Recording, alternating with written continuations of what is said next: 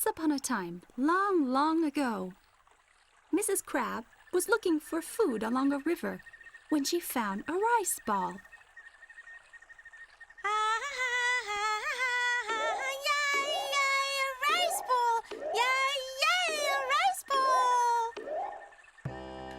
As she rejoiced, along came a monkey. The monkey was also looking for food, but all he had found so far was a single persimmon seed. Yay! Yay! Yay! Yay! Yay! The monkey was hungry and jealous of Mrs. Crab. Good day, Mrs. Crab. Good day, Mrs. Crab. How would you like to swap that rice bowl for this persimmon seed? Once you've eaten that rice bowl, that's the end of it. But just plant this persimmon seed, and later you can eat persimmons to your heart's content. I see. All right, let's swap then. Ha, ha, ha, ha. Ha, ha, ha. No sooner did the monkey take the rice ball than he gobbled it up.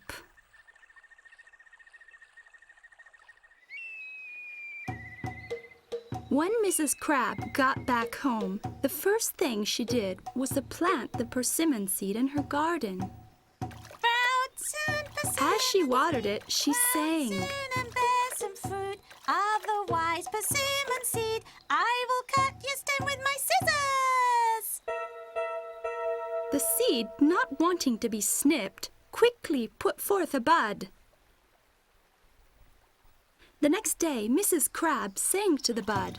Grow up, persimmon bud. Grow up, grow up, grow quickly, otherwise. Persimmon bud, I will cut your stem with my scissors. The persimmon bud grew up very fast indeed. Now it was a small tree. The next day and the next, Mrs. Crab sang to it as she watered it. The persimmon soon became a large tree. Leaves shot forth, and then, finally, blossoms appeared. Show your fruit, persimmon flower. Show it soon, show it quickly, otherwise persimmon flower. The blossoms obligingly turned into round fruits. At first they were green, but gradually they turned red in color.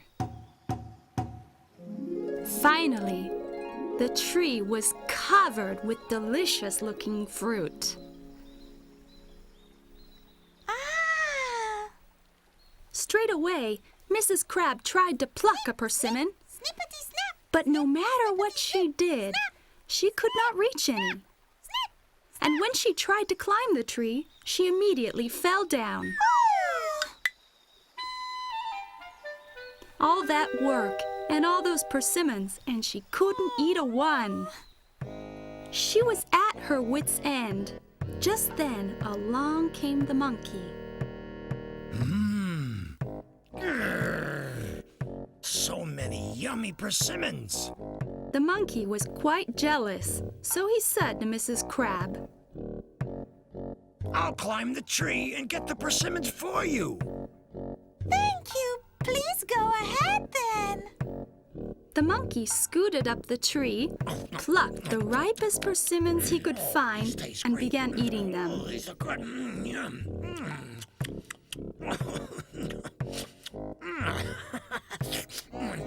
Mrs. Crab waited down below, but the monkey was gobbling up all the persimmons. These are wonderful. Oh, Mr. Monkey, toss some persimmons down to me quickly, please. But the monkey planned to keep the delicious persimmons all to himself. Shut up! Mr. Monkey! Picked one that was still green and hard and threw it at Mrs. Crab. Oh!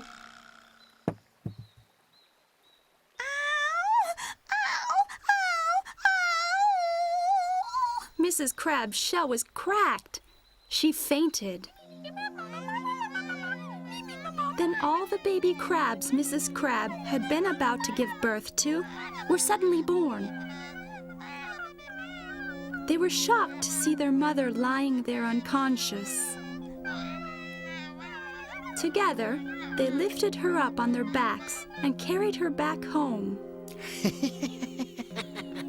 Meanwhile, the monkey had gathered all the remaining persimmons and carried them on his back to his home.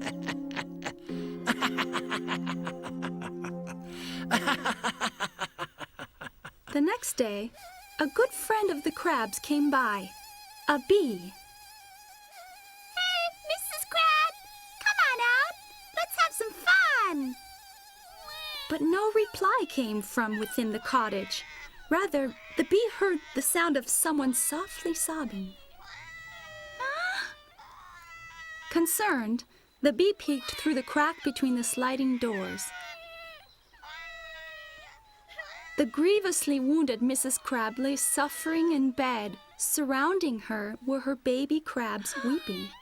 Shocked, the bee rushed in. What on earth happened? Mrs. Crab told the bee what had happened the day before. As he listened, he grew quite furious. That no good monkey! How dare he do such a thing! I'm gonna teach him a lesson! Charge! So the bee took off in the direction of the monkey's house, followed by all the baby crabs. Go, crab! As the procession of bee and crabs went along, they encountered a chestnut coming from the opposite direction. Hey, everybody! Where are you all going off to? The bee explained the situation. Just terrible! The chestnut was outraged and joined the procession. At this point, a large mortar came down the road. Hello there. And where might you all be going? The bee explained, and the mortar's broad face reddened with anger. I'll give you a hand, and then we'll punish that monkey together then. Now the mortar joined the procession. And on they went until they encountered a pile of cow dung. Never tried deodorant?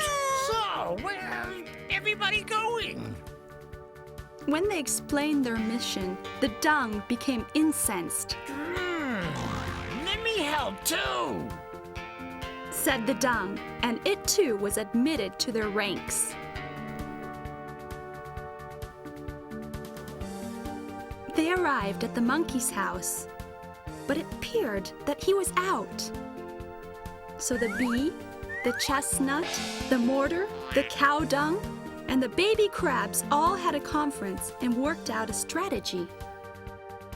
All right, before the monkey gets back, everyone to your battle stations. Let's go! They all went to hide in the various places they'd agreed on. In blissful ignorance of all this, the monkey returned home. He came in, made a fire, and relaxed.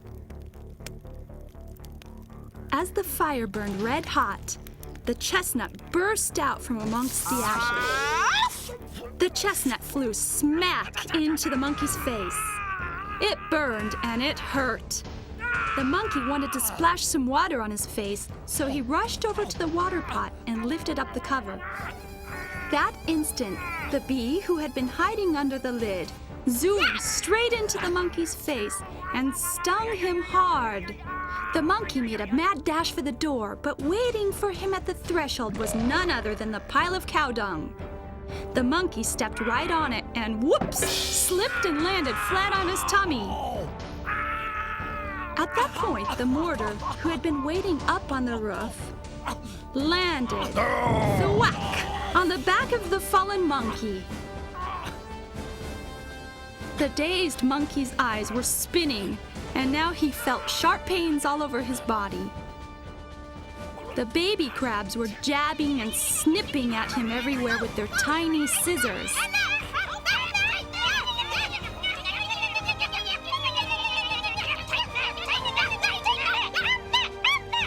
Who are you? The mortar, sitting on the monkey's back, replied, Just think about the horrible things you've done to Mrs. Crab.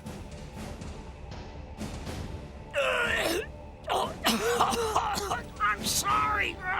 The bee flew right up in front of the monkey's face and said, monkey face! Do you swear you'll never be bad again? I swear it, I swear it. Escorted by the bee and the others, the monkey went to visit the injured Mrs. Crab.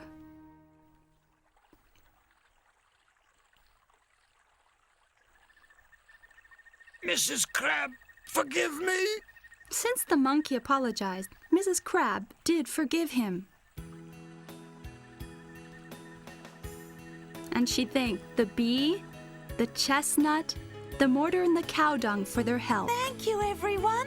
Bye-bye. Bye-bye.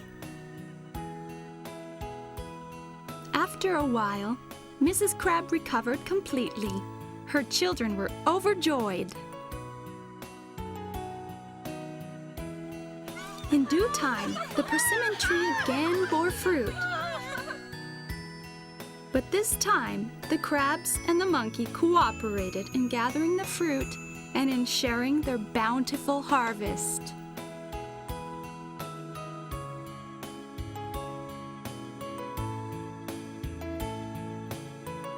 Hello.